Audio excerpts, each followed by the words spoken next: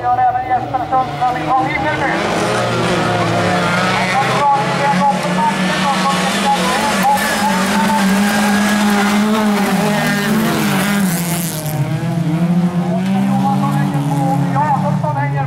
Alla fyra bilarna med, ingen av de här som vill ge sig, det kan jag lova, i 36.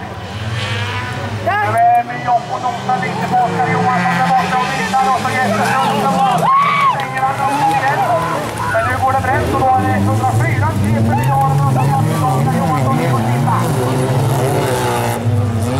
Ja, här går det undan ut på det sista varvet. Helt ledande Julius Brode ifrån Kindan. Oskar Johansson Kindan. Jesper Sundström vinner.